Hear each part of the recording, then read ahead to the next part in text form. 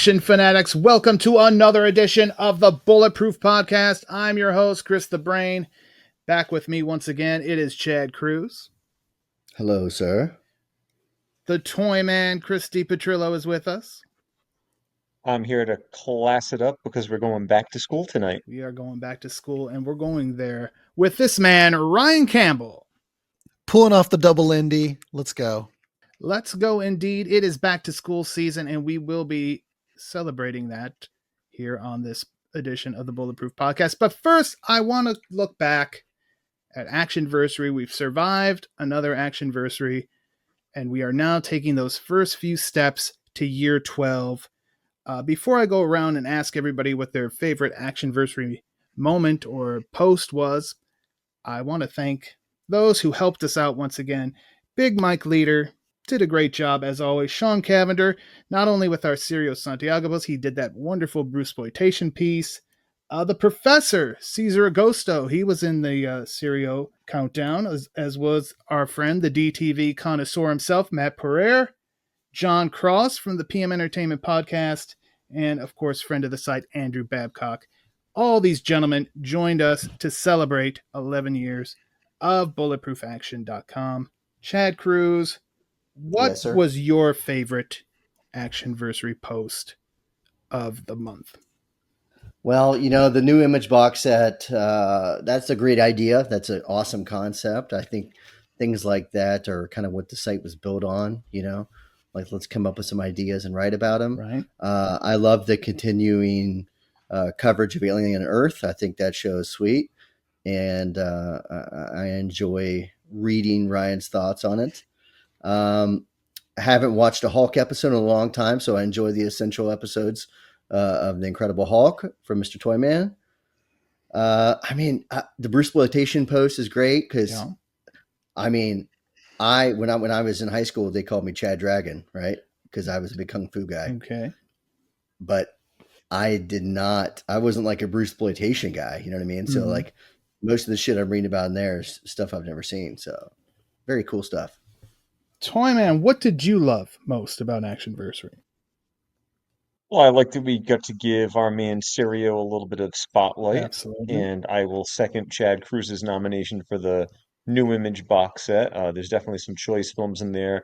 Long overdue for a Blu-ray release. We mentioned that during the Hard Justice podcast not too long ago. Right. And, if I may toot my own horn a little bit, it was nice to bring back essential episodes, not only bringing that column back, but bringing it back in a big way with a show that means a lot to me.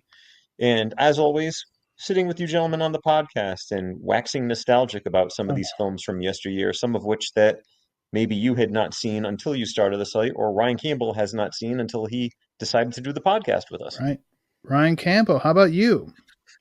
Yeah, I always enjoy the what if posts, if they're recasting for different era or whatever they are. This is just always posts that jump out to me. But I enjoyed the whole process of making the YouTube video. I know I've been talking behind the scenes and on the pod about trying to do more content, and it just seemed like the combination of The World's Most Dangerous being a perfect avenue for it, and Actionversary being like I'll put in the time to do it. That whole give a little extra, and that whole process was a lot of fun. I enjoy making it. And if you haven't checked it out, go over to the YouTube channel and check out the video version of World's Most Dangerous.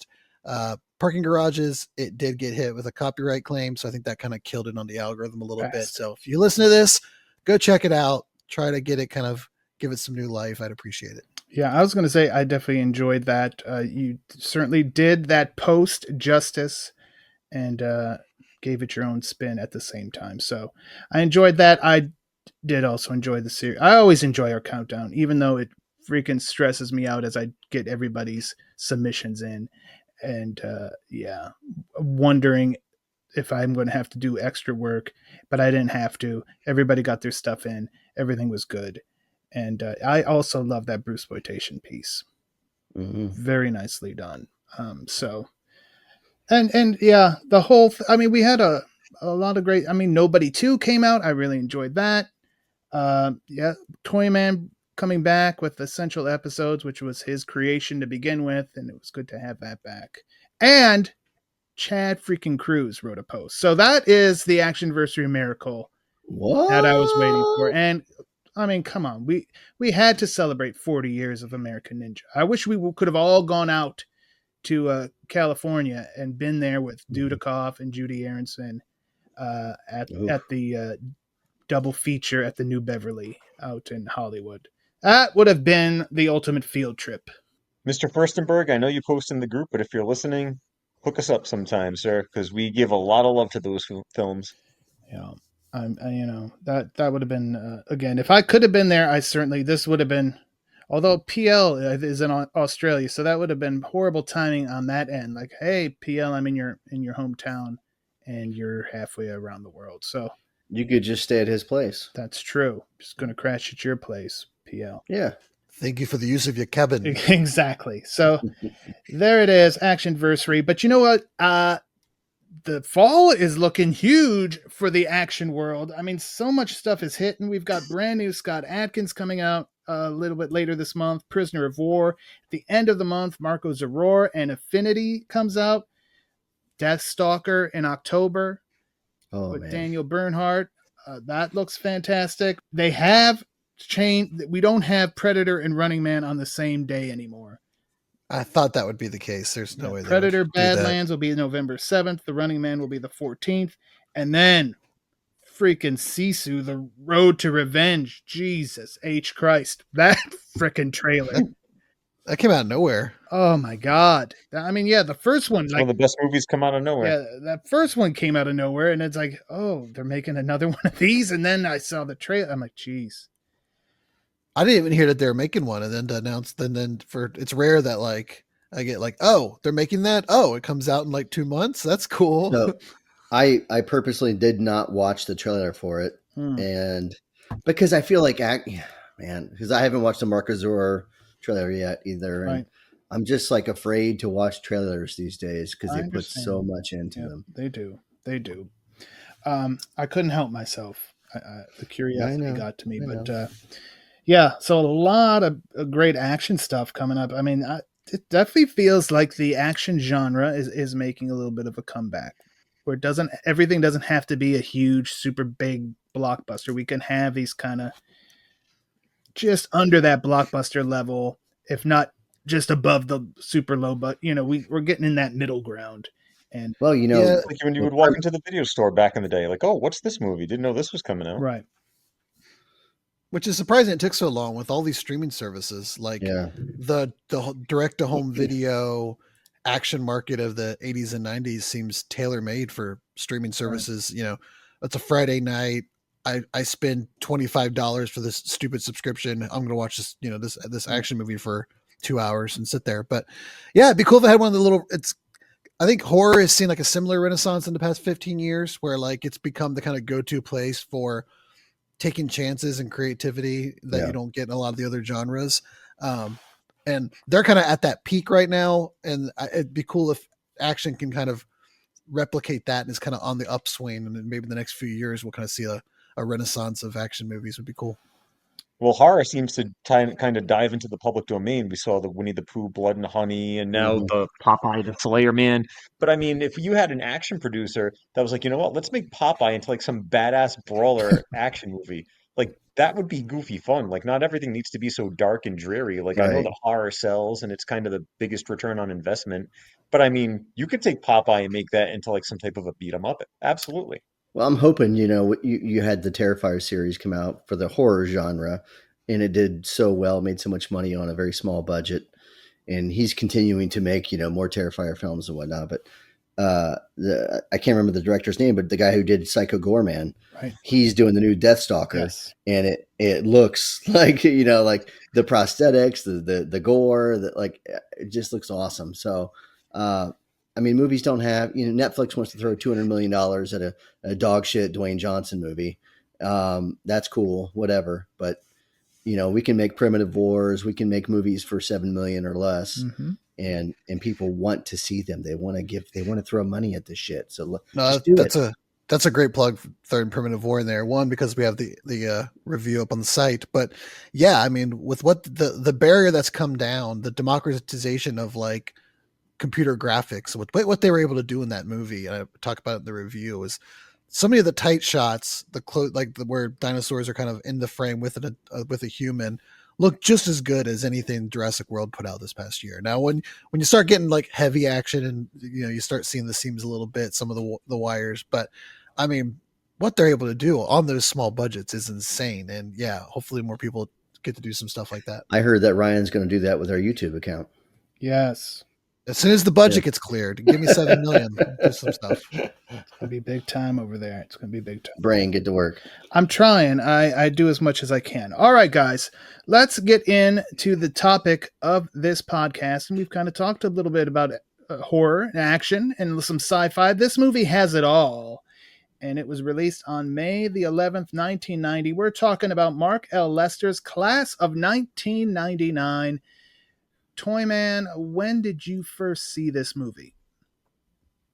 Class of 1999 was a rental that my cousin found at the video store, and it was one of those movies that I saw on top of the television, and I'm like, hey, what's this? And my cousin's like, well, we're going to find out together. We'll watch it later. And it is a movie that once it appeared on cable and I was able to procure it on a blank VHS tape of my own, was rewatched again and again in my youth. This is a film that I have a great affinity for, and a couple of little nuggets that I'll share along the way, just some funny observations and whatnot. But this is one that was on the essential shelf, as I would like to say, growing up. Yeah, for me it was also a rental, but I remember like seeing the commercials for it coming to theaters, but it was like, all right, I'm not going to get into an R-rated movie, and I don't think my parents want to go see Class of 1999. So, but man, when it hits that video store, I'm going to be there. It was very similar to Chopping Mall. I remember same thing with Chopping Mall, being so amped up to see this movie, but had to wait for the video release. Chad Cruz, how about you? Yeah, this was a rental for me in the early '90s. I'm sure. I don't think it was right after it came out, but it was a John P. Ryan. I got it because of John P. Ryan and my love for Avenging Force. But I'm gonna be completely honest with you. It's been so many years. I watched it like 3 days ago, and it was like a brand new watch for me because it had been so many years since I'd seen it. Speaking of brand new watch, I'm sure that was the case for Ryan Campbell. Yeah, I had no idea anything about it. I don't know what I was expecting, but when I brought up Tubi and saw the poster on it, I was like, that's not what I was expecting. It's a little bit of very misleading. The Tubi poster is very misleading. It was pretty spot on. It looked like Terminator, like it's the one there with the eyeball of the gym teacher kind of exposed, I think is what was on there. But kind of a silly ass movie, to be honest with you. But we'll get into it. All right, again, this one directed by Mark L. Lester, who did Commando, Showdown in Little Tokyo, and, of course, Class of 1984. We get some... Very different. Is that I was going to say, is that one... Because, yeah, Tubi started throwing up all these other Class of movies after it was over.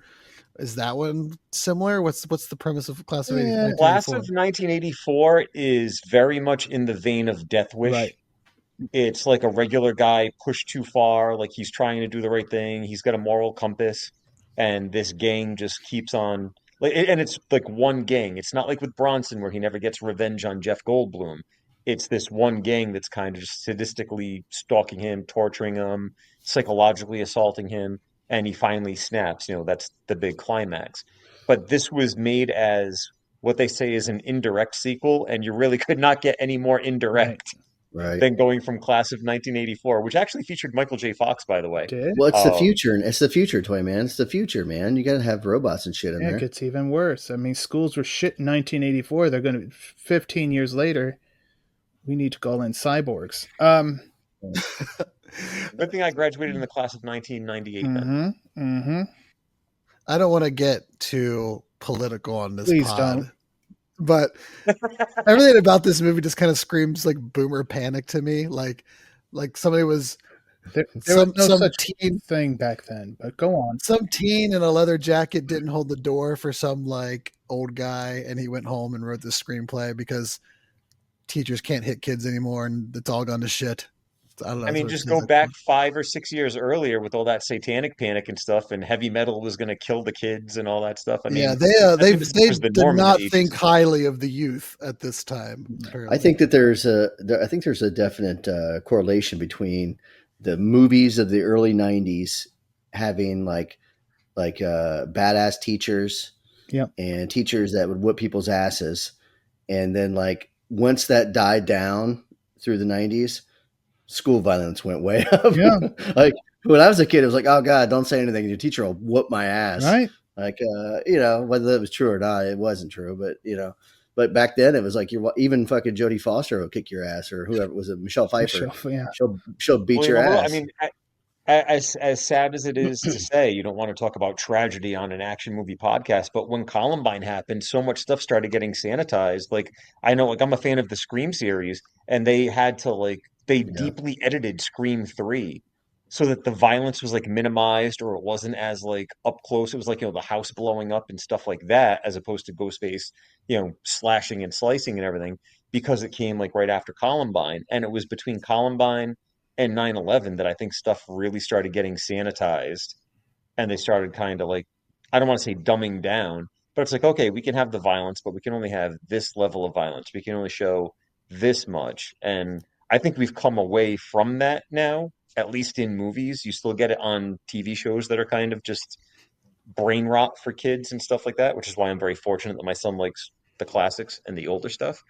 But it was almost like we had that gap in between this era and then kind of, the mid 2000s started bringing it back. Those years, like 99 through like 03, 04, they were really just trying to like take out as much as they could while still getting these movies out there.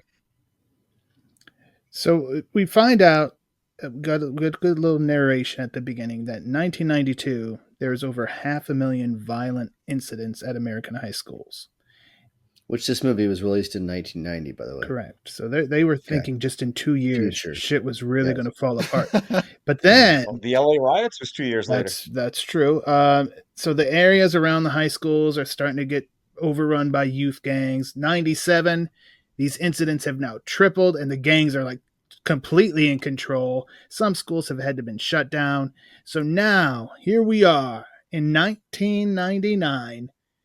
These gang-controlled areas, the police are just like, you know what? We're not messing with it. Free fire zones. We're not going in.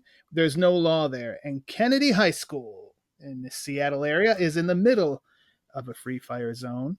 But the Department of Educational Defense has been formed, and they are going to reopen schools, control the gangs, and they're going to do so with the help of a corporation known as Megatech.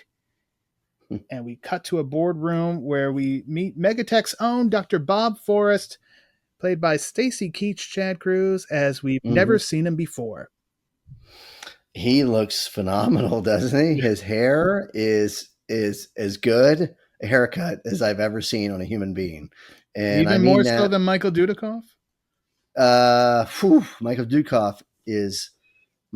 Dudikoff has hair that I want to marry. Like I want to marry his haircut. Yeah. But Stacy Keach's haircut in this as Dr. Forrest, I just want to have a one night stand with it. Yeah. I don't want to keep it. I just want to like have it and do it for a bit. It's the kind of haircut you don't take home to your mom. That's what you're saying. Yes. Oh yeah. There's too much. I don't know if mom would know what to do with an albino mullet.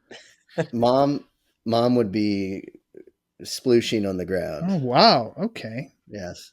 But yeah, it's this unbelievable bleach blonde fucking. Yeah, it's basically white. It's so yeah, bleached.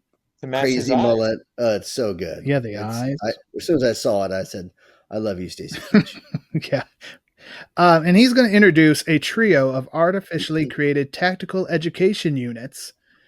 And what a lineup that they got for this film. I mean, this is top tier stuff. We got Mr. Briles, played by Patrick Kilpatrick. Ryan Campbell, what do you remember Patrick Kilpatrick from? Oh, he's been in a bunch of stuff that we've covered and watched. Trying to think of what I remember most. Think about his teeth. From Death Wish 3? No. Not those teeth. I mean, you say teeth. That's just tooth. I suppose I should have just said tooth. I don't know. Remo. I'm failing you here. He had the diamond in his tooth. Oh, okay. And Remo used it to cut the glass and escape from the gas chamber. Good for you, Remo Williams. So you got him, of course, also from Death Warrant, where he played the Sandman. And I know which one Toyman's going to say, so I'll just let him say it. Oh, of course I'm going to say the first Toxic Avenger. He was the guy with the half-painted face. He looked like Roddy Piper at WrestleMania 6. That's not the one I was So obviously, the obvious answer is the most obvious. The Bulletproof action favorite, Showdown. Mm-hmm. He was the lead villain opposite Billy Blanks in that great film. Indeed. Then Chad Cruz. We got Ms. Connors, played by, just a trailblazer in the world of action. Oh, yeah. Miss Pam Grier. Foxy Brown herself, Friday Foster. Jackie Brown. Yep. Just so many. Original gangsta. Coffee. Original gangsta. I mean, a blaxploitation legend, yes, if you will. Absolutely. Gorgeous woman. Absolutely. And then last and certainly not least, we got Mr. Harden, played by the one and the only John P. Ryan. Chad, you already mentioned perhaps one of his finest roles, Avenging Force. Oh, he's such a good villain. Like, oh my gosh, like his deliveries. I would just sit and watch him talk. You know what I mean? It's one of those things. He kind of hijacks the movie. You feel like it's going to be Patrick Kilpatrick as like the lead villain, and on the cover, and just the presence and the gym teacher and the first interactions, and then John P. Ryan just kind of takes it for like the middle 2 acts. Can you imagine him as your history teacher? Like, oh, what a class. No, but I once imagined him as Cobra Commander in What If Cannon made a G.I. Joe movie. It would have been fantastic. Also, Death Wish 4, The Crackdown, John P. Ryan. Delta Force 2, he's in there as a good guy, though. And I was like, every time I still watch that movie, I'm waiting for him to turn heel, but it doesn't happen. Well, Stacy Keach, he had that small role in Best of the Best, much like how Patrick Kilpatrick had that small role in Best of the Best too. My guy Stacy Keach with the great haircut, him in Escape from L.A. Right. And the first role I thought of was from Up in Smoke, Cheech and Chong's Up in Smoke. Okay. There you go. Classic Indeed. So now we cut to a prison where Cody Culp, played by Bradley Gregg. Should I? You know where he's from, Ryan Campbell? He seemed familiar, but like I guess because he was younger. But I don't know if he was reminding me of someone else, or if I did know him from something. Know what he's in? I'm going to jump on that Ryan Campbell because I'm just going to get this one out of the way here. Bradley Gregg. This has been my thought process ever since the first time I saw this movie. He feels like a copycat Corey Feldman. Oh yeah, that's it. That might be. I'm cheating, brain. I'm looking at the IMDb page. I'm assuming you're going for Last Crusade. Yes, he is in he takes on River Phoenix, young Indiana Jones on top of the train. He's one of the looters, but he's also probably mostly famous for is Nightmare on Elm Street 3. 3, the Dream Warriors. Yep. So, but I've always felt just his, I don't know if it's the tone of his voice or just like the similar look or everything all together. He always felt like, as the kids would say these days, the Timu Corey Feldman. Yeah, he was in Stand By Me. He was. Yeah, that was the first thing I thought was this guy is almost Corey Feldman, right? Without the Michael Jackson cosplay. But his outfit kind of could have pulled off of Michael Jackson may have worn that. Oh, there's a lot of guys that look like they belong in music videos in this film. Bad. I mean, who didn't want to be Michael Jackson in late 80s, 1990, Right. He was bad. He was on top of the world. Yeah. He was. Well, anyway, Cody Culp, he's being paroled, and he's ordered to report immediately to the reopened Kennedy High and told if he violates his parole, then he's really in some deep shit. And obviously, he's already been in some shit, Chad Cruz. He's in prison. So, because being raped and stuff? I don't know. Isn't that what you're insinuating? I was not insinuating that, but I'm not surprised you went there.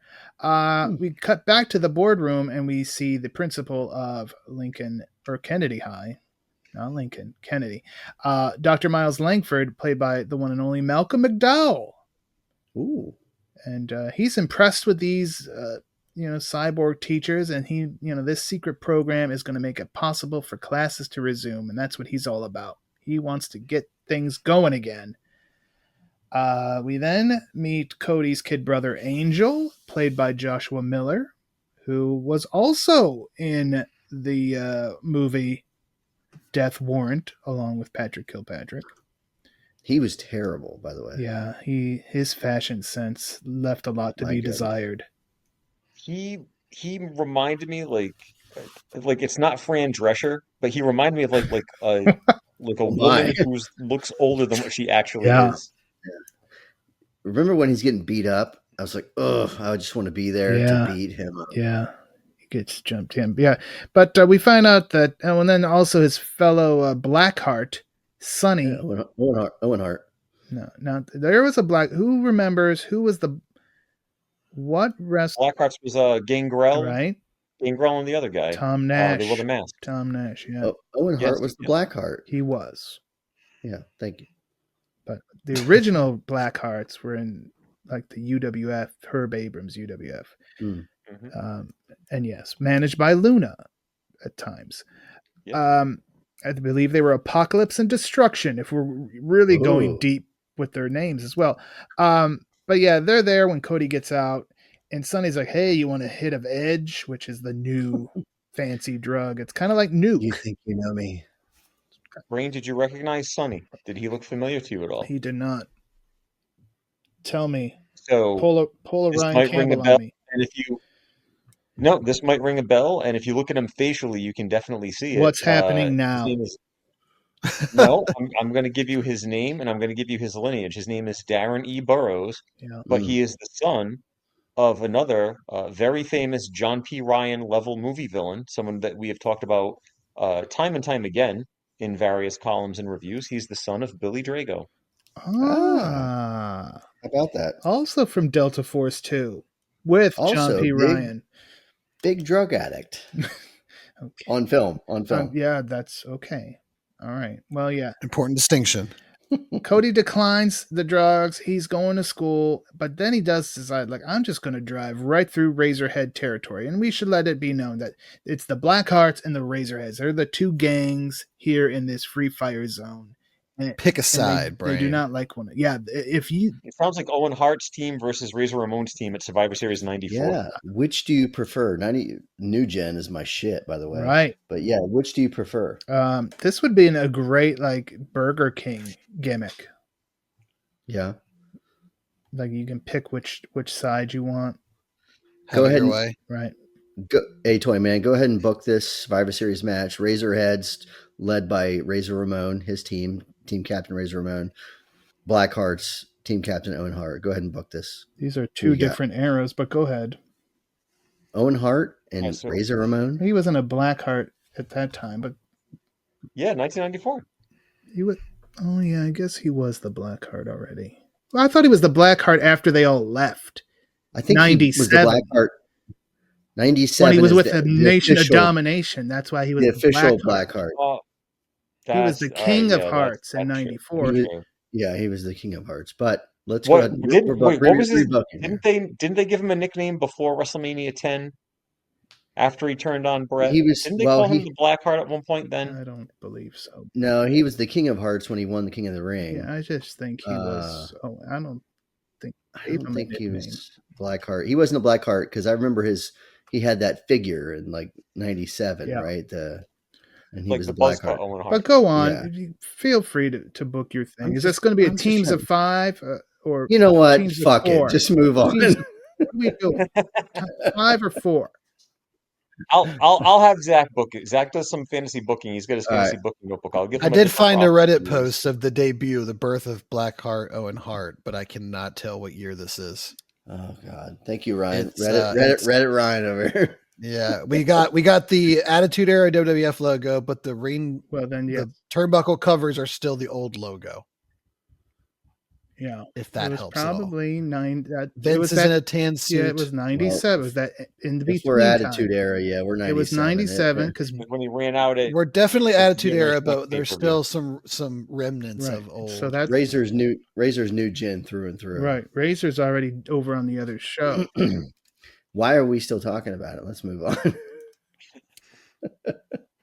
Zach's going to book it, and we're going to post it on Twitter. Okay, I can't wait. So yeah, he's driving through Razorhead territory, and there's the leader, Hector, sees him rolling by, and he's like, "Oh, welcome back, Cody." And Cody just kind of doesn't really acknowledge much of it. So Hector does what any sane person would do, and he jumps on the roof of the car, and then Cody manages to shake him off. I did like the retro futuristic cars. Yes. I thought that was a nice little bit where they were clearly old cars, but they just put some shit on them to make them look futuristic. I thought that was cool. Got a discount at the salvage yard. It's like, okay, here's a plow that doesn't work, but we can take the front of it and put it on this Buick. It's hard to take something that's old, make it look new, but then make it look old again. Right. That's a hard line to draw where they had to do futuristic, but then it's also beat up shit, old equipment, futuristic stuff. Some might call it quasi-futuristic. The lead. Okay, so yeah, they managed to shake him off, but now it's like, okay, now we got to go after him. So they get in this truck and they're chasing after him. But of course, as we know, things have to end in a spectacular fashion. So we get the big truck flip. And then just the school bus comes through. And then the big armored school bus comes through.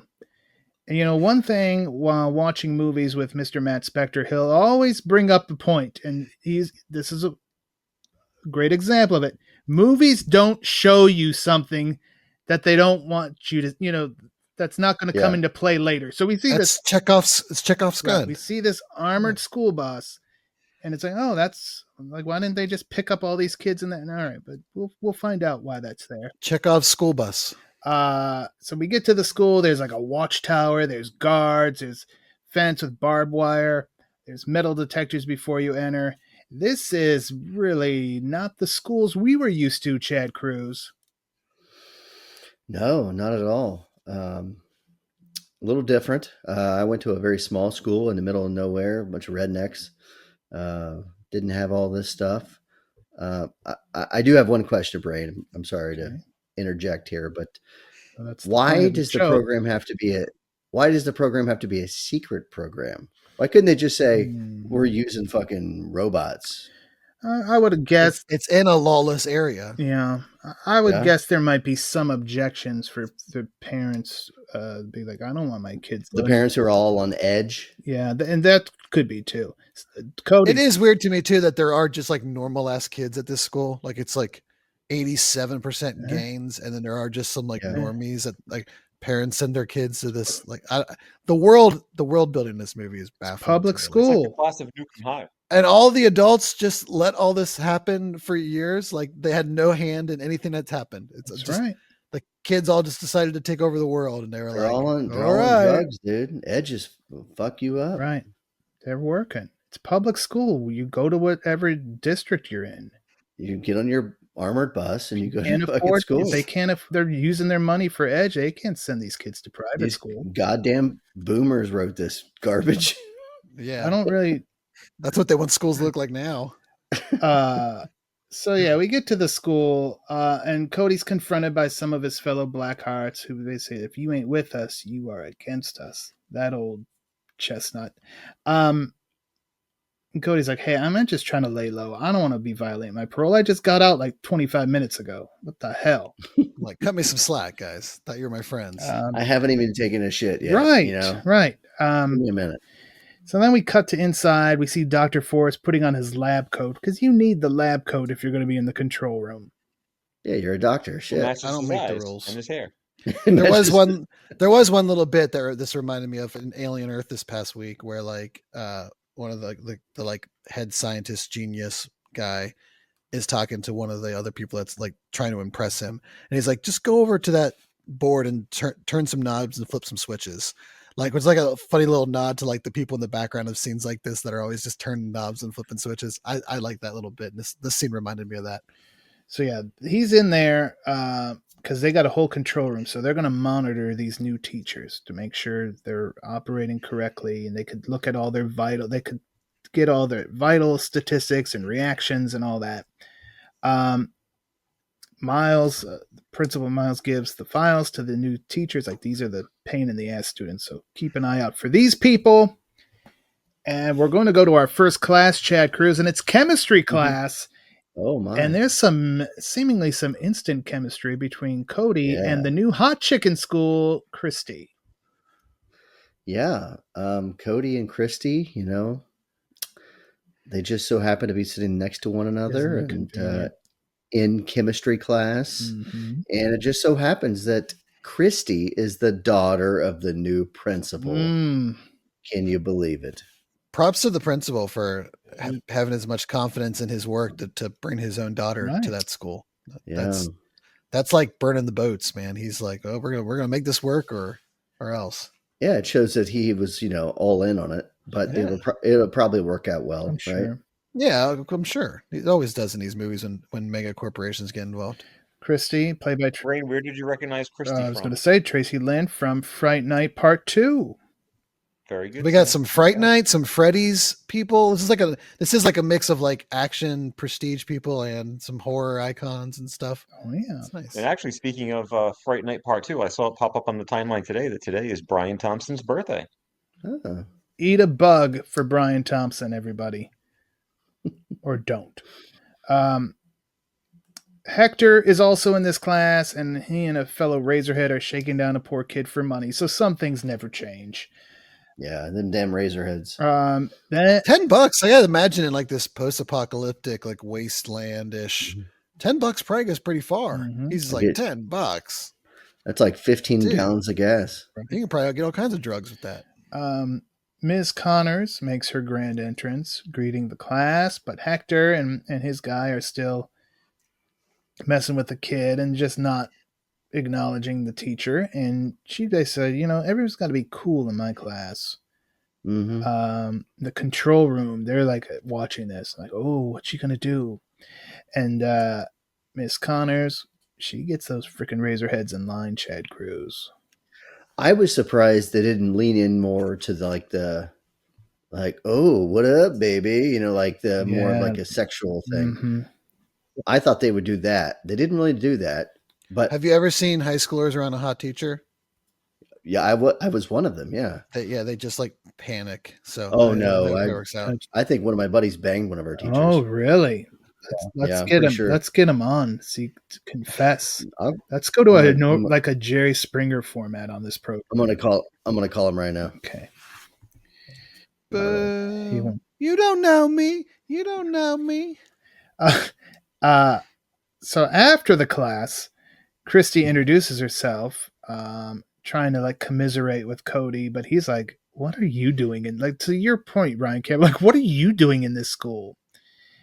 Like, you don't belong here. Girls like you usually love school, and you're complaining about chemistry, and then that's where I have to imagine that like private schools were still a thing. Like right. there had to be some people in these areas that just sent their kids Right. to like Not private schools. Yeah, the ones who weren't hooked on Edge weren't spending their Right. money on Edge.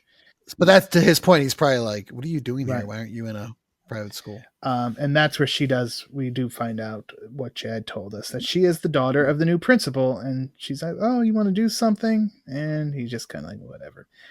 Because he's cool. He's cool Cody Culp. She's hurting. He don't. For squirt. Oh, wow. Put on the t-shirt. Time. Please don't. Chad Cruz has squirted on enough t-shirts in his life. Yeah. That's a lot of Remind me not to ask for any new swag for Christmas. No. He needs something to clean up. And he doesn't want to spend money on Kleenex or paper towel. Time for history class with Mr. Harden. I love Mr. Harden. I like his pipe. He ditches it. Whoa. It would have been so better during the some of the later scenes if he was just like smoking on that pipe the entire time.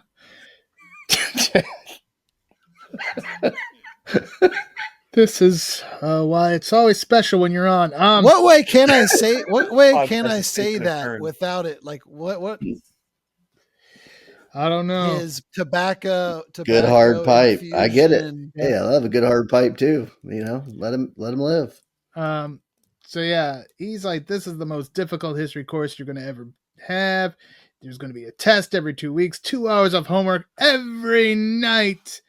Oh, it was such a great introduction. And For the rest of your lives. You're all gonna be failed, miserable. We're like 35 years old and he's still giving them 2 hours of homework every night. Absolute zero tolerance for any bullshit. No excuses accepted in this class. Yeah, And it's great. while that's going on, one of the Razorheads and one of the Blackhearts are sitting next to each other in the back of the class and just going at it verbally, and then it just escalates, and they're just throwing hands. And It's like a slap fight. Come on, well, these two pussies. Come on. it's not what they should be doing, Chad Cruz. I agree with that. But yeah, it's like two little children fighting one another. And they're gonna get And Mr. Harden, yeah. Mr. Harden, if you're going to act like children, I will treat you like children. Oh, and does so he reaches over, snatches them up by the necks, places them over his lap, and continues to spank them like children. Yeah. I did like the part where they cut to the control room and the one tech, I believe Stans, is like, is corporal punishment allowed? It's like, we just saw Pam Grier. Completely like, oh, well, that was never in the rule book that you couldn't just fucking beat the shit out of people. But corporal punishment, now we got to question if that's allowed. So yeah, we get some spankings from Harden, and then school's out for the day. Cody goes home, finds Sonny, who never made it in school. He's all cut up. He's not looking too good, Toyman. Not looking too good at all.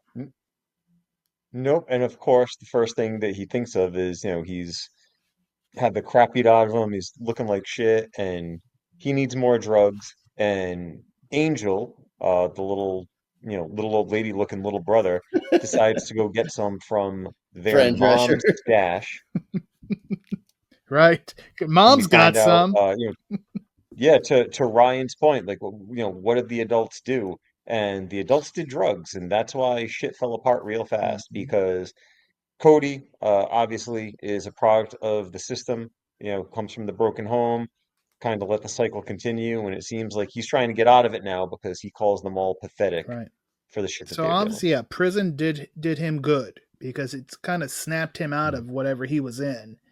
And he's like, I don't want that. This is not what I want for myself. But you know what? He may have a weird looking elderly little brother and a drug addict for a mom and a friend who's got all sliced up. But know what he does have, Chad Cruz? Something you don't have anymore. A motorcycle. Nope. I know. I was very jealous. He pulls that tarp off of that motorcycle. The dust flies into the air.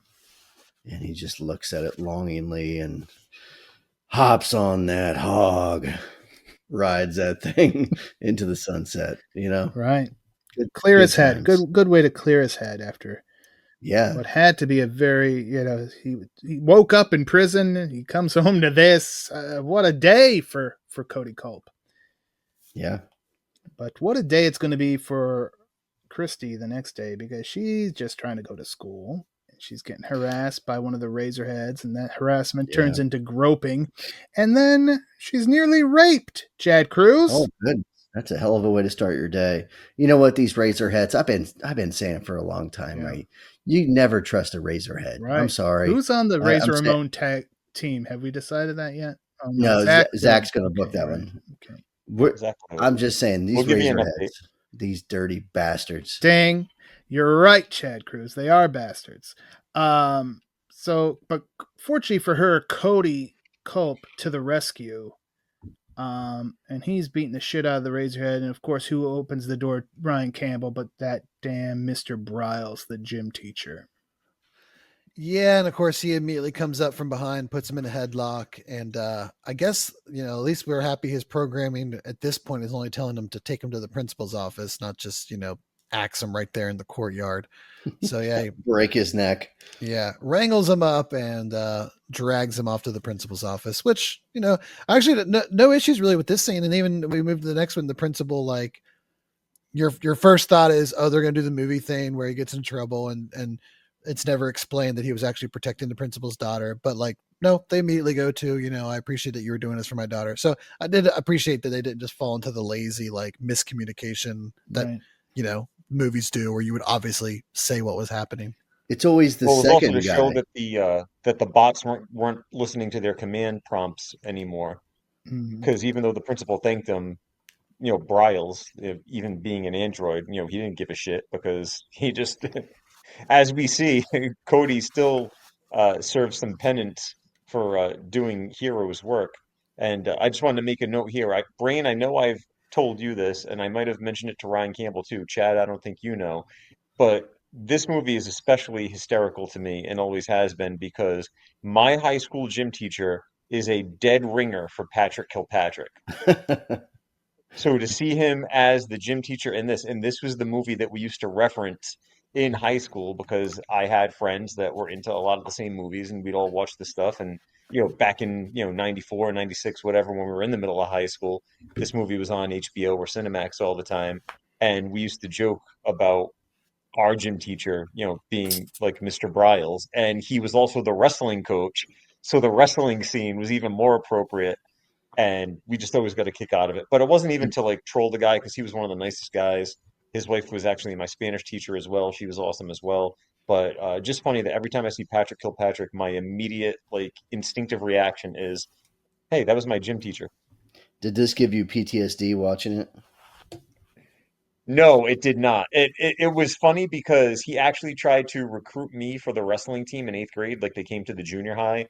They're like, oh, if anyone wants to learn how to wrestle, and of course, you know me, I hear the word wrestling, and I'm like, interesting. And I didn't do it. I was still doing Taekwondo and everything at the time. But when we went over to the high school, when we were actually enrolled as freshmen, and he was the gym teacher, I was one of the kids that he actually remembered from when he had come over to the junior high. So I wasn't like a teacher's pet, like a lot of like his wrestlers and like his athletes were like the teacher's pets, but I was one of the kids that he gave a lot of leeway to. So he was always cool to me. Very nice guy. Well, Briles isn't going to give anybody any leeway. He's stretching another Blackheart named Mohawk. Just like Stu. Yeah. Yeah. Father of Owen Hart, who's captaining the Blackheart team. Stretch him. So yeah, and he just bullies him, and Cody goes to help Mohawk up, and that just puts him right back on Briles' radar. And he's like, all right, you stay after. The rest of you, hit the showers, go to the locker room, whatever he says. Mohawk goes there.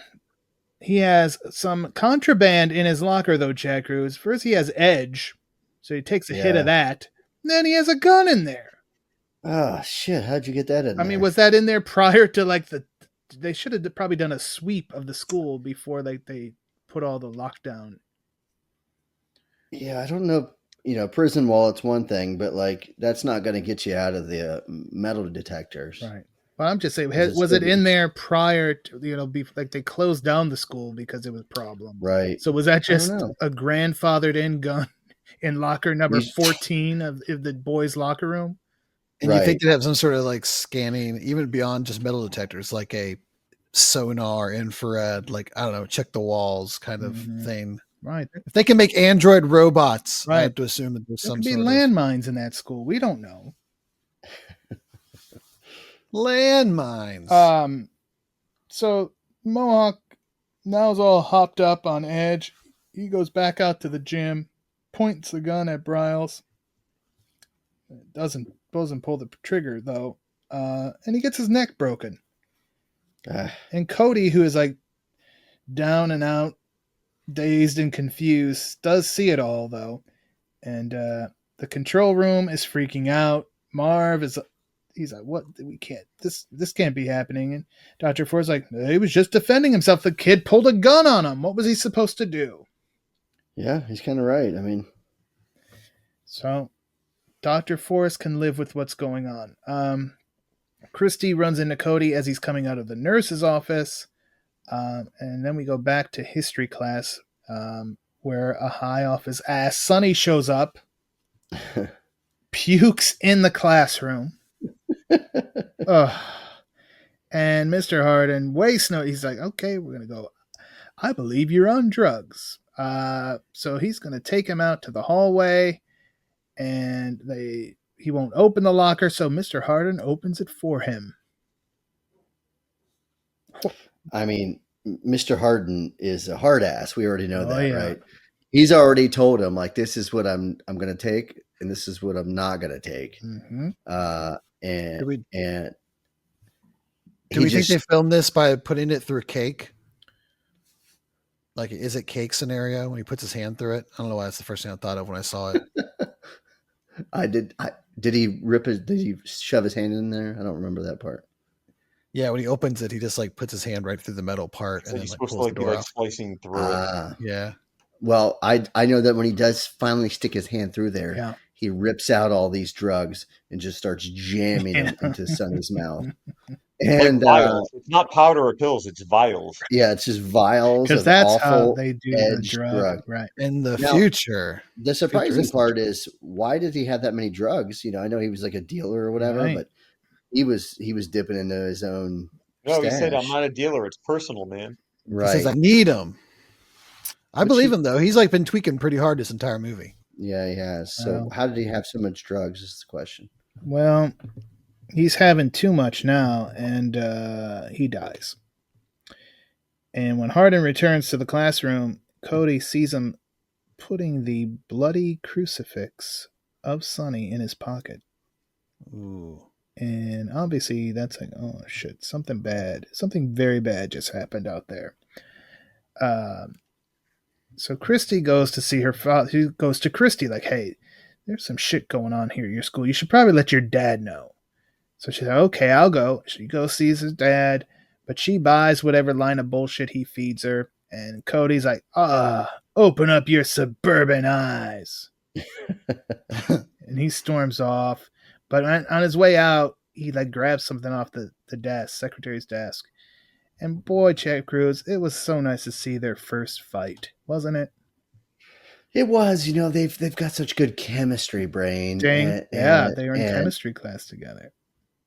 And I feel like, they make such a good couple. Right. Maybe, do they?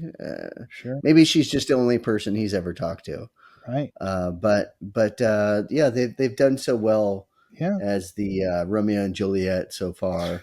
So we finally got to see their first fight, and it is a doozy, right? It's coming off the back of a murder. Yeah. So there's a lot of emotions running wild here. Then we get a little dinner scene with Miles Langford and Dr. Forrest. Obviously, Miles is concerned, but Forrest's like, it's best to just let the program run its course. And then he takes a nice long drink of milk. He loves white. He loves the color white. He does. He wants to wear white. His eyes are white. His hair is white. His drink is white. So he's like, yeah, this is nothing but profit for Megatech, and you'll be like the teacher, the principal that saves schools. Everybody will want to know how you did it. Puts that little bird in his ear, a little devil in the shoulder kind of thing. Appealing to his vanity. I wish Vanity was in this movie, but she's not. Yeah. All right. Cody goes to the Blackhearts hangout where Angel is getting jumped in. Yeah, good times. And this is where Chad Cruz wanted to be a Blackheart. Oh, I wanted to be a Blackheart so bad. Just so I could beat the shit out of Angel. What a weird fucking floral leotards he's wearing. Old lady looking piece of shit. He's bad. I think he reminds me. It took me a while to think of what he reminded me of, but he reminds me of McLovin. Yeah, he kind of looks like McLovin. Yeah, he does a little bit. If you remember Near Dark, the great vampire film Near Dark, he's from that. Yes. Oh, really? Yep. It is a great vampire film. Yeah, that's a PL favorite. I know that for sure. It's a good one. So he's like, Hardin killed Sonny, but they're like, no, he OD'd. And then they're like, you know what, Cody, it's time for you to get the hell out of this gang. You've just been nothing but a piece of shit since you returned. So he ends up fighting with his fellow Blackhearts, but I guess they're no longer his fellow Blackhearts, so he's out. The next day, Cody finds Christy, apologizes. She sees all his bruises, and of course, for little old me. Yeah, there's something about him. Like, she's drawn to him, like, immediately. And he's just like, I'm Cody Cope. I'm cool. The dangerous, She's a good girl, and she likes the bad boy. Oh, yeah. Yeah, she wants the bad boy. They should have had John Stamos play this role. Wasn't he a bit too old at this point? He's never too young to die. That is true. Does it really matter, Brian? I guess not, but Some of the kids in this do look kind of older. why do you want to take bread off the table of Mr. Bradley Gregg? I think that you should have Stacy Keach. Yes. Get it out. Sorry. Quiche? You all right over there? He's wheezing. Stacy Keach? Yeah, he should be playing. Stacy Keach should be playing Cody. Thank you. I'm glad that cut out. I think we at the Bulletproof Action Commissary we would serve Stacy Keach, and it would be all ghostly white, and nobody would order it. Go. Yummy.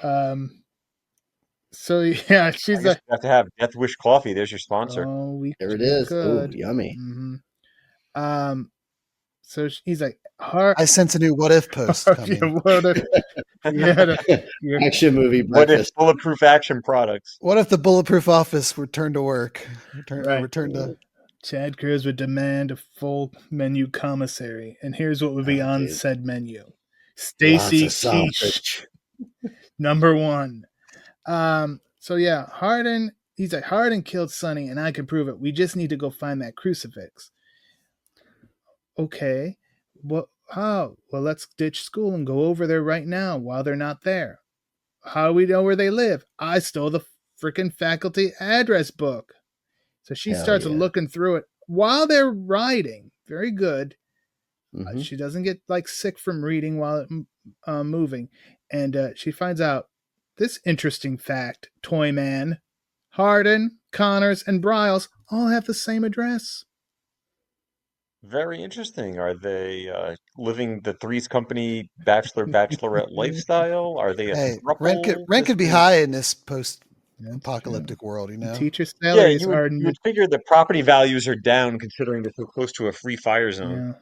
Teacher salaries are notoriously low too, so they may have. And all that WD-40 doesn't pay for itself. Yeah, so when they get there, it's like you can clearly see this is not like a normally furnished condo or townhouse or whatever the hell it was. It looked like my apartment when I was in college. Yeah, there you go. And then they're like looking around. They find a cabinet, to Ryan's point, just filled with WD-40. I wonder if they had any kind of sponsorship there.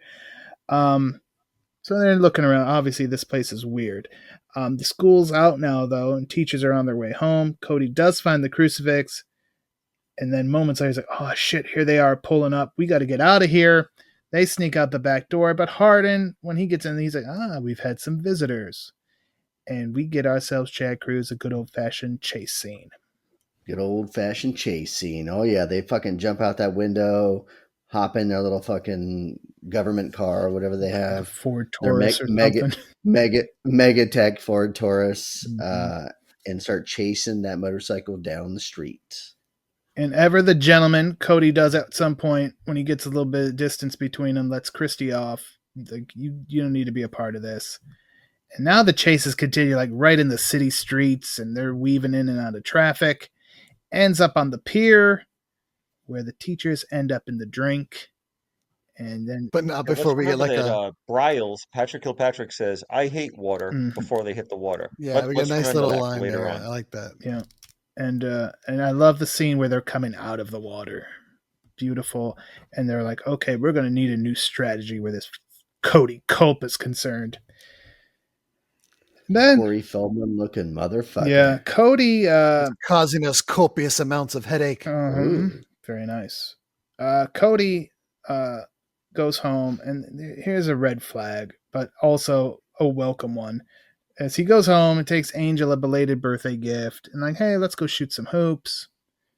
They're having a good brotherly bonding time there. And then Cody's like, you know what? I should go back and do some homework. Of course, Angel doesn't care. So now Angel's all on his own, Chad Cruz. Yeah, it's not a great spot for a young old lady to be. Because the teachers know. They know that Cody was there. They know that Stacy was there. Or Christy, what the fuck her name was, was there. Christy. Stacy Keach. Stacy Keach should have played the role of Christy. Stacy Keach. Stacy Keachler. That's all I keep thinking of when you guys say that. But they know Cody was there, so they're going to attack him where he's most vulnerable. Right. And you would think that would be like him himself being a former gang member because he's kind of on his own now. But his biggest vulnerability is his old lady little brother. Correct. And I love the part where Bryles just launches him into the side of a house. It was magnificent. I think everybody watching the movie wanted to do that very thing. Cheered, stood up and cheered. But did not have the power of a Patrick Kilpatrick cyborg version. So they do that. Angel's dead. But now they're going to have to get a Razorhead. And they find one who's on a pizza run. And then they go back to, like, where the hell is he with this pizza? Next thing you know, he's thrown through a window on fire. Chad Cruz, I know you had to be jealous of that whole situation.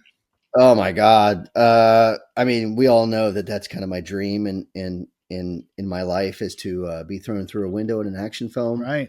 And if you light me a fire beforehand, right, it's like, I don't know. There was some good window spots in No Retreat, No Surrender 3 last week. I know. I missed it. We had one where the guy goes through the window over the banister into the pool. We had jumping out of the front windshield of a car. There's some good window spots.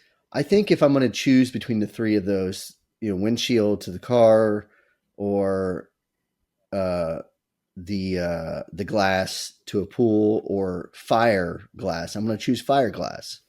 Well, you're a fireman. I don't want to get. You're used to. I don't like the water up my nose. If I'm being honest, you'd be dead. And it's hard to go through a window and then pinch your nose at the last second. You'd be dead. Yeah. So I'll take the fire. Okay. All right. So now, obviously, both sides are thinking like, oh, the Razorheads killed Angel. Gonna have to have a killing. The Blackhearts killed our pizza guy. Warzone, high noon, in blood on Angel's basketball, and Cody sees that and he's like, "Jump me in right now!" I love that they stand on ceremony in this gang, Chris. Like he couldn't just I have to be a part of the gang again. I can't just go get my revenge. It was cool. I mean, he's a man after my own heart. He's a sucker for tradition. And he's a sucker, all right. And teachers now have not shown up for work. And you gotta, and Tex, I'm with Marvin Sands. Like, you would think the one, well, there's a lot of good things I'm sure about these teachers, but you would think about the one thing you could count on these freaking android teachers is they wouldn't miss work. Right. And here they are missing work. 3 days in? They forgot to plug in. You bastards. Ding. So yeah, the teachers, they're going to watch this Warzone, but then they're not just going to watch. They're like, okay, you guys go take out some of their guys. I'll take out some of them. We're going to screw with it. And Marvin Sands, they were like, are they reverting back to their original military programming? I think you might be onto something, guys. They need a firmware update. Stat. Indeed. And then, yeah, so we get the big firefight. Teachers are getting involved. They're taking out gang members left and right. And Cody sees Hardin kill a guy in a very, a way that couldn't be done by a human, Chad Cruz. Yeah, it's not normal for a person to be pulled through a wall and ripped in half. Right. It was like a Looney Tunes. It was like or like when you see in a sci-fi movie in space where they get sucked out of into the vacuum of space kind of thing. He gets folded in half. There was the gang, the shootout itself. There's a lot of MacGruber, fucking everybody gets their neck broken instead of the throat. There was a good one like that in the new Final Destination movie where a guy gets sucked into a VR or a MRI machine and it kind of does the folded up thing. It reminded me of that. Yeah, it's pretty gross. That'd give you a negative attitude. So yeah, he's not human. But it's okay, I got to get the hell out of here. We got to figure this out. So Cody and the rest retreat. But then the teachers are like, all right, we'll make them come to us. So now the gang is like, why the hell are teachers involved in this gang warfare? What do they fucking care about any of this? You would think they don't want them, and they'd be happy that they're just killing off each other. Would make their job as teachers easier. And then again, Cody's like, they're not human, Christy. And then we get a scene, Chris, where kind of Dr. Forster's sharing a lot of background with Miles, and it's never good when like the villain is sharing too much information. No, it's I was going to make a James Bond comment, but James Bond always survives these type of things. But it's the exposition. It's like, you know what? These were not built just to protect the schools and encourage these gang members to start following the rule of law and, restore order and peace and civility. No, it's that these were android troopers essentially plucked from the battlefield and placed into the school, and now their military directives seem to be overriding any sense of educational directive that was instilled in them. Wait, are you saying Malcolm McDowell is the new James Bond? Is this breaking news? No. We're breaking it right here on the Is Bulletproof Malcolm McDowell Podcast. still with us? Oh my God. This is insane. Wait, is he even still with us? I don't know. Yes, he's the new James Bond. You just said it. This is huge. This is why we're the #1 action podcast. Malcolm McDowell is still with us. Toyman, He was born in June of 1943. Toyman trying to He's kill people 82 off. years old. Trying to kill people off. Let him live, dude. He's a fucking. What's he doing? He's probably got 3 jobs this weekend. He might. He did have a 4-year run on a TV series with My Hero. He was the owner of the law firm on Franklin and Bash with Mark Paul Gosselaar. I watched that show for like 2 episodes. That was fun.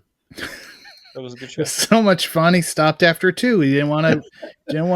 He couldn't handle any more fun than that. I can't even lie. We can't get Chad to watch a movie for the podcast sometimes. Never mind watch 4 seasons of a show. There's just too much stuff. There's too much stuff. 4 seasons? You expect me to watch 4 This was years whole ago, seasons? though. This was when Chad Cruz had a little bit more time. I remember it was Zach Morris, and it was the little short guy from Road Trip. Mm-hmm. Yeah, Right? Breckenmeyer. Yeah, see? Yep. I watched that show. They were lawyers. Yeah. One guy was tall, one guy was short. It was funny. They're lawyers. One guy was tall, one guy was short. It was fun. That was the theme song, actually. Well, yeah. So I was like, I want turn these things off. Well, he's the one who ends up getting turned off permanently. Goodbye, Principal Miles. Then Hector gets a phone call. The old fingers in the neck, not choked, just like Right. cut fingers to the side of your carotid neck. artery. Take it out. You're dead. That's how I want to go. Okay. On fire, thrown through a window, and then Somebody stick their fingers to the fingers neck. in there. There you go. Nice and quick like that. So yeah, he's dead. Hector gets a phone call, and it's seemingly from Cody. We don't hear the other end, but he's like, "Oh, Cody wants to meet with me one-on-one." Then Miss Connor shows up at Christy's house, and she's like, "Where's Cody?" "I don't know." "Well, you call him, or your father's a dead man." Little does she know. And then when Connors gets on the phone, it's Hector's voice. Oh, Now we could put that Hector didn't get the call from Cody. She called Hector. Oh, they're really playing a game now. And so it's like, Is that where the T1000 got it from? In I was Justice? trying to think of the line. What I hear? This is the year he before. yeah, stolen. Mm-hmm. Fucking Robert Patrick, you thieving bastard. Dang. So yeah. So, but then I think it was the female Blackhearts. Like, why the hell would Hector, of all places, want to go back to the school? Yeah. Like, we don't want to be there when we have to be there. Why are we going after hours? And that's was like, you know what? That wasn't frickin' Hector who called. It's those damn teachers. What is going on? So we cut to the control room. The principal has some company in the morgue later because all the technicians are dead. They all got spaghetti on their white lab They coats. do. I mean, all they did was watch TV screens anyways. That's true. I don't know why they needed so many. Yeah, they didn't do They shit. didn't do shit. They're just like, hey, his heart rate's up. And then they just watch TV. Mm-hmm. Seems like a good gig if you can get it, but if you're going to end up dead, I guess it really isn't. So Hector's there at the school waiting for Cody. Cody pulls up on his motorcycle. Chad Cruz super jealous. Hell yeah. He's like, "Oh, I would have had Christy ride, like reverse she's been earlier in the movie. Early. Not right now. I mean earlier in the film. Yeah, with Uzis in each hand. Fuck yeah. When the chase scene, and they should have just killed those fucking teachers. Anyway, he's like, "Oh, you came alone, idiot! Ha! I've got the Razorheads with me." He's like, "Oh yeah, watch this! Aha! I've got the Blackhearts. Ah, all right." So now he's like, "But wait, man, someone's running a game on us. We got to know who your real enemies are. I'm going in there to waste some teachers. Who's with me?" All right, that's the rally cry they needed. And what's the key that they needed, Ryan Campbell, to get into the gate? A nice bazooka. Exactly. Just blow the shit up. And then Toyman, you had hinted he didn't use his magic switchblade that he used earlier to break into the teacher's house. No, you didn't. Where he just placed it next to the lock and it just opened. That's right. You learn a lot of things in prison. But you mentioned it earlier, Toyman. You call these android troopers, and this is where they really become like battle android troopers, because they all had the different arms, the different attachments. Yeah, if they were action figures, they would basically all have like the same Pam Grier wouldn't have the same body buck, but they would all have like little interchangeable, much like the battle android troopers from G.I. Joe. What the fuck that you and I are fans of. What the hell was I just talking to? Hello, is this on? Thank you. Well, you were talking about how I called them battle troopers earlier. Yeah. You didn't make the actual I surely G.I. did. Joe reference. I was tying up that loose end. I didn't hear you say G.I. Joe. Wait a second. Toyman, are you breaking news that your figures toy company is going to make class of 1999 battle trooper teachers? Yeah. With melt away skin. With robot tits and flamethrower arms? Battle android troopers from Hasbro. Nip slipping action! And in wave one, I'm definitely going to make that guy, the guy with the bazooka who looks like he's a member of Culture Club. Okay. He's walking around the whole movie with that funny little hat on. Mm-hmm. He's definitely going to be in wave one. Are you going to make Angel? Yes.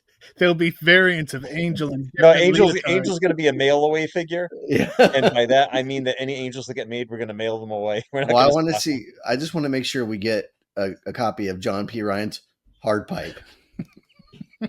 I was going to say Angels mail away because those leotards took all the mail away from them. What was what car did the teachers have? Was it a Ford Taurus? We're gonna make a dilapidated Ford Taurus. Yeah. Oh goodness. We'll actually make it as a bath toy, so you can bring it. Your kids. The battle school bus would be pretty slick. This is gonna sell out in seconds. Right. I actually think Zach has never done like Fortnite or Roblox or any of that stuff, but we've seen some of the Fortnite toys at the stores, and I actually think there was a battle school bus like Fortnite toy, like very similar to. They have they have like a bus. The battle bus. Yeah, the battle bus. You come in on. That's what you jump out of to start a round. Everybody jumps out of the bus. That's what that is. Interesting. Anyway, I'm hip with the young people. Yeah, battle android troopers. I guess because I didn't say from G.I. Joe, did have interchangeable gimmick arms. Son of a bitch. Anyway, so yeah, Miss Connors has robot tits and flamethrower arms.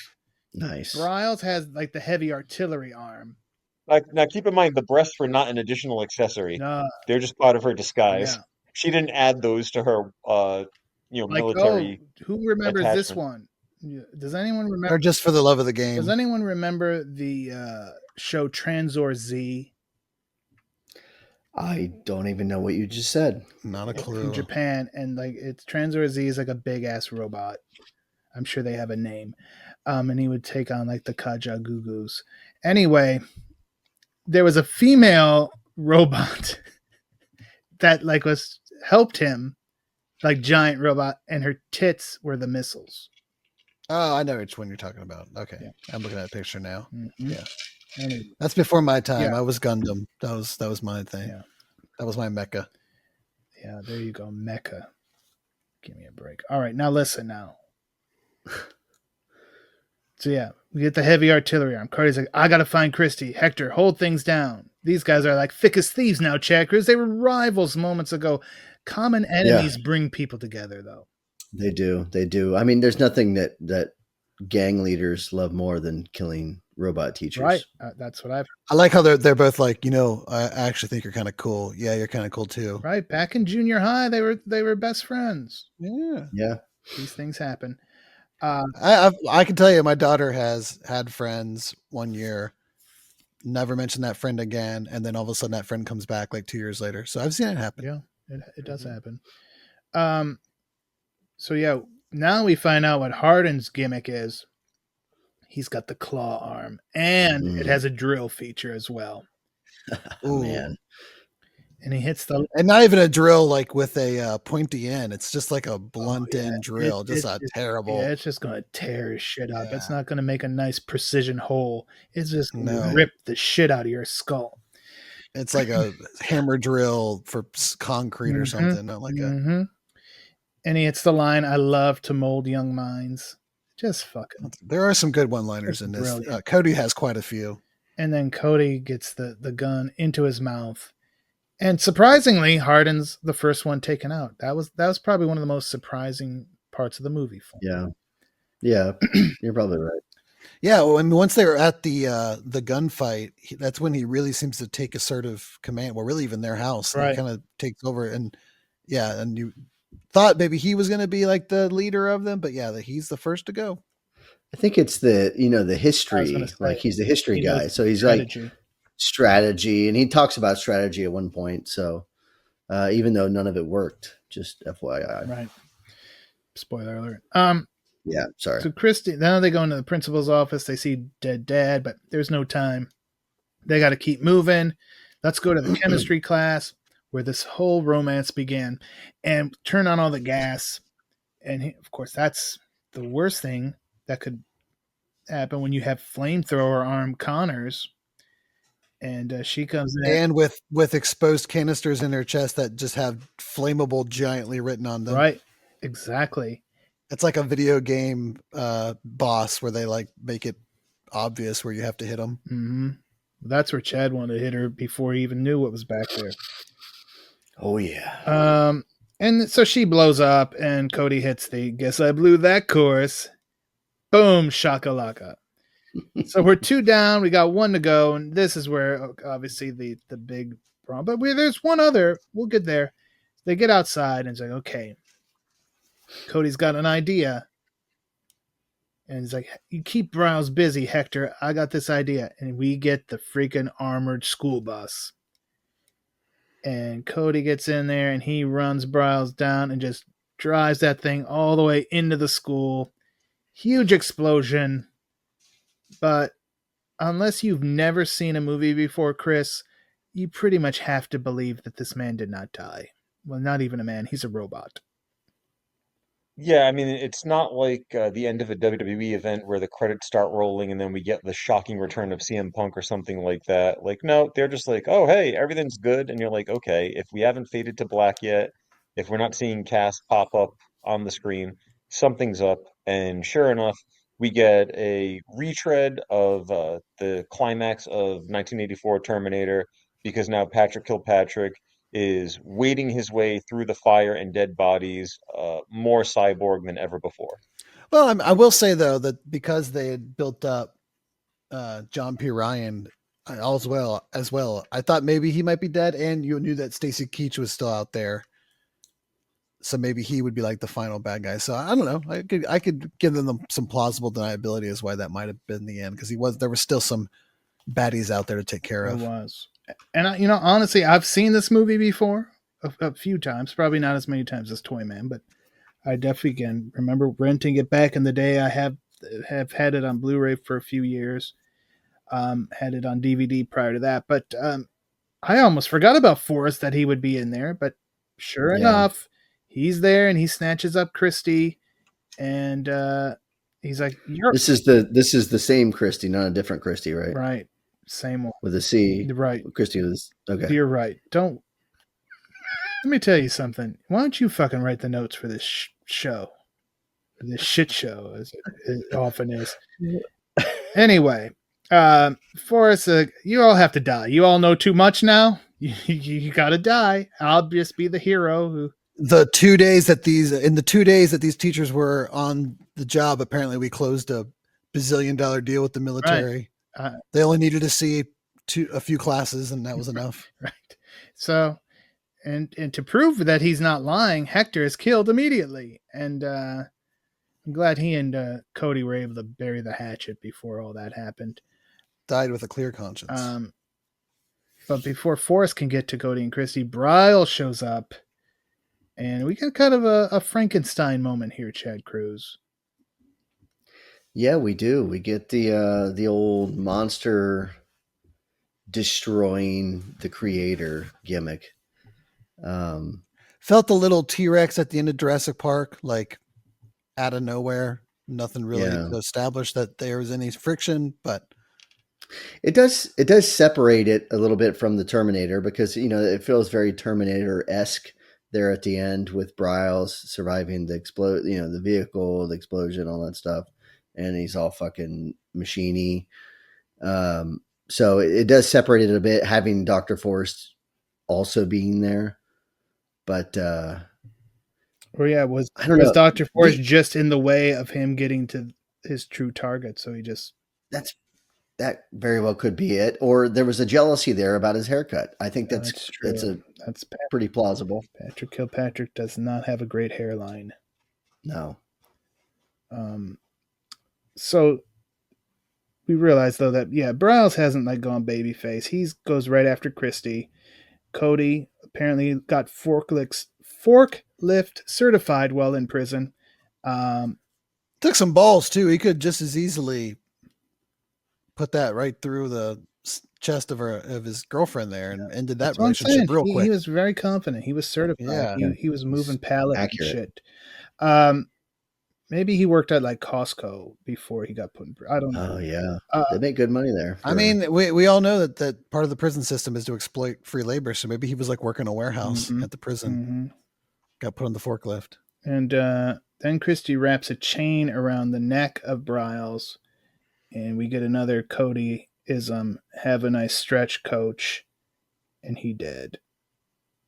And our love... That was a good kill. It was I liked him making choking sounds as a robot. That was nice. You'd have to have some sort of... I don't know. He talked, so he'd have to have some kind of... I don't know. What? Doesn't esophagus. Yeah. I mean... The guys in the fucking rooms were talking their heart rate. Do they have hearts? Right. Yeah. They're robots. Shouldn't it be their battery or Yeah, they're when Johnny Five had to rebuild himself in Short Circuit too. We know they don't eat anything. Right. Which is WD-40 themselves. We know Pam Grier's got good tits. I mean, but they're not real. We've learned that, right? We know at least half of one of her nipples is very detailed. Yeah. It's a perpetual nip slip. The entire it's a big thing in the finale. Very special time for everyone. And there you go. Christy and Cody survive. Both begin with a C. And the end credits. And let's go to Ryan Campbell with his final thoughts after the first time watching Class of 1999. Yeah, I mean, kind of a silly ass movie. I really couldn't get with the premise. It just seemed kind of goofy to me. And as someone who watches a lot of movies with flimsy premises, this one was up there. But execution was pretty good. The effects were good. I did like Cody's character as kind of the plucky, but I wouldn't even necessarily say with a heart of gold, but just kind of victim of circumstance. But in a normal world, he probably wouldn't be like this at all, kind of thing. But he has some good lines. The villains are really good. We talked about John P. Ryan. I like that character a lot. So had some shining moments. I just think the premise seemed kind of flimsy to me. Toyman. I said it earlier. This is one of my favorites. We've basically got an all-star crew for the villains. It might have been nice to have, I guess, a more likable set of heroes, but I guess maybe that plays into the whole thing where the gang members are supposed to be scumbags, and even Cody, even though he's kind of the good one, out of all the rebels. He's kind of a dick to pretty much like everybody. Like I know like he hates his mom for, doing drugs and like he's trying to like stand up and calling them all pathetic, but he's not very sympathetic. So I get that he's supposed to be the edgy one, but I don't know. I think if there was a little bit more, maybe like another kid, like a good, Christy obviously being the love interest, she's like the fish out of water. If there was someone that was like her, but like, like a male character, like a nerdy kid that like stands up to it, or maybe he's like, I know how to hotwire one of these teachers, like something like that. I think it might have played out better, but it's goofy fun. I mean, this is what the video store era was built on, and to me, this is one of the classics. I love this movie. As I've tried to tell you people many times on this program, teenagers are the worst versions of ourselves.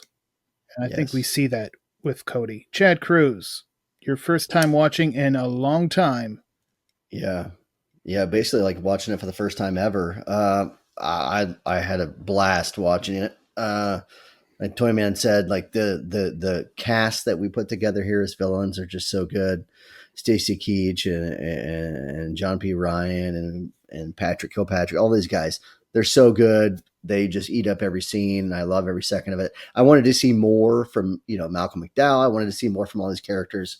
Cody's probably the least likable character. I mean, that's not a huge surprise. We just talked about that. Even more than Angel? Oh, goddamn Angel. I could just kill Angel. But, he doesn't get a ton of screen time, so we can accept that. Markel Lester's, he does action. I mean, if you've seen Commando or, Showdown in Little Tokyo, he can do action. So it's no surprise this was going to be good. And there was a lot more action than I remembered. I remember it mostly like for Pam Grier.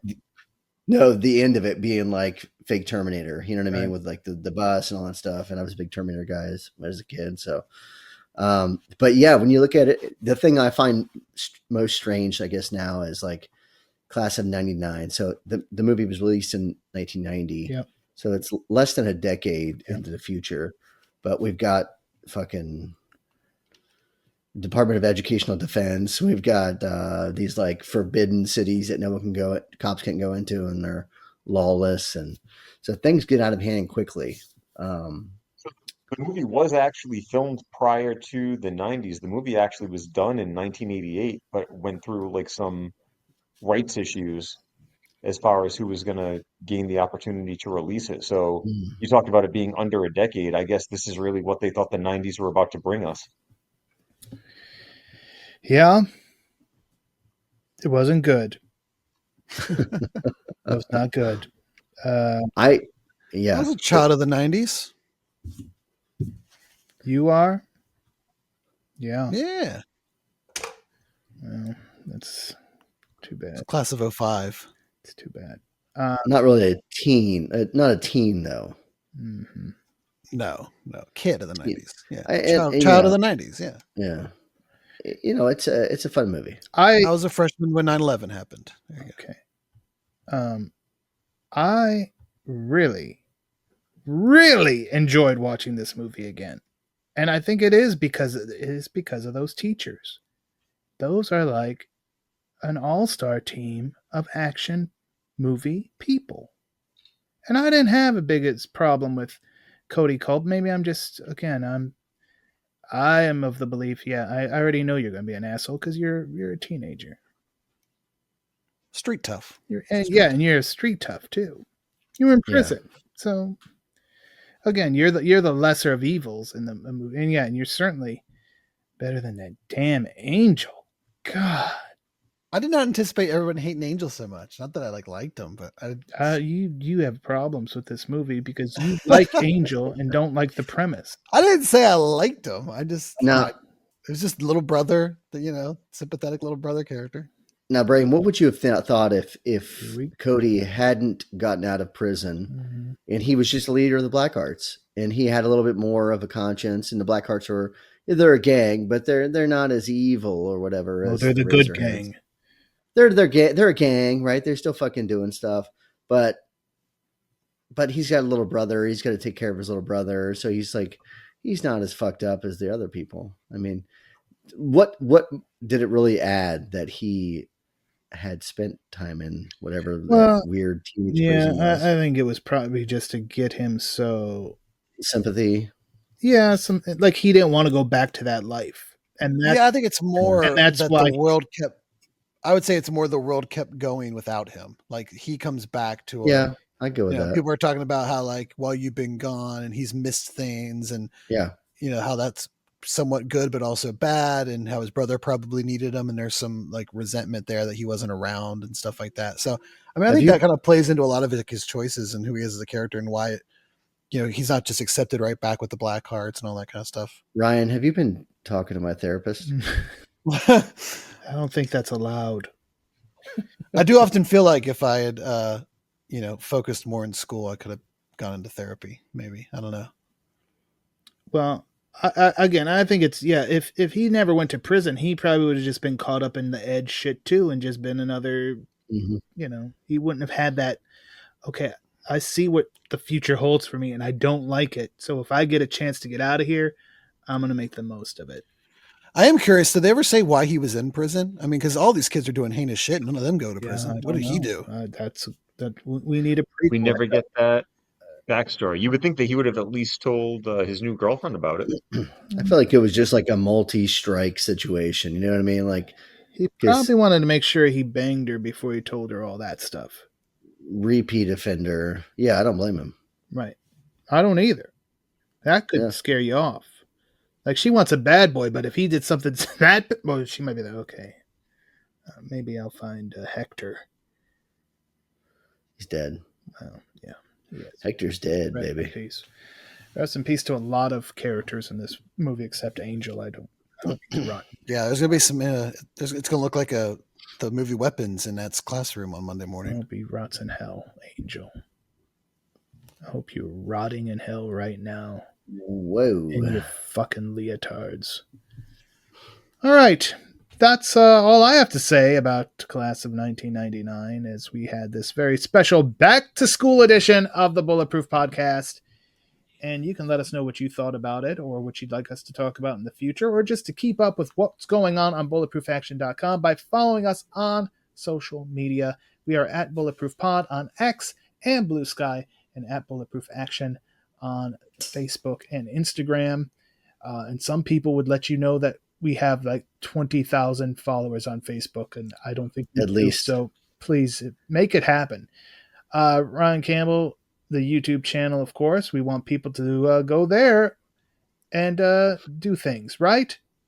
Absolutely, all the things. Hit all the likes. Mm-hmm.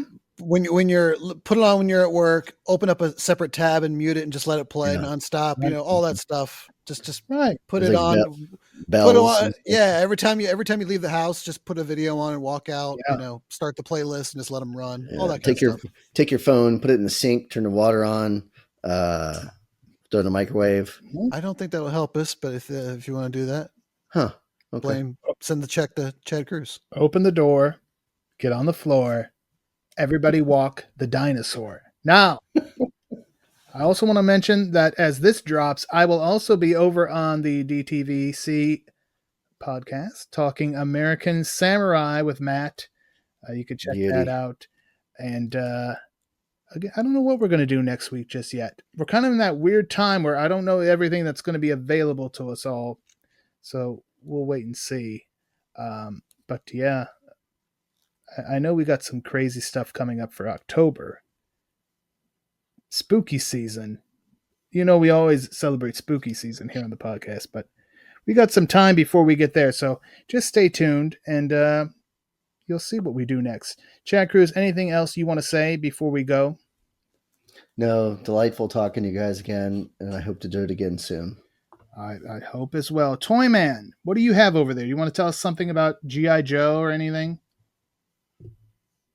I think we've covered enough G.I. Joe, but who knows? I'm not sure what I'm going to do for September just yet. There might be some more old school kung fu, but maybe I'll do a G.I. Joe post in honor of our little back and forth banter here tonight. But in the meantime, keep on reading, keep on listening, and then just wait and see what surprises we have in store for you in September as we build up to the spooky season, which we have already done some planning on. So October is pretty well booked. September is going to be the one that might have some twists and turns. You never know. Ryan Campbell, do you have anything you want to say? No, I'm just waiting for figure out who's on that Razor Ramon team. I'm excited to figure that out. Great. I can't wait either. It's like a battle of generations. The new generation and the Attitude Era will clash. Or maybe not. You know, it could go any way. So again, another great reason to follow us on the social media. All right. I want to thank you, gentlemen, for joining me. I want to thank everybody for listening to this podcast. And as always, stay tuned for more of the Bulletproof Podcast.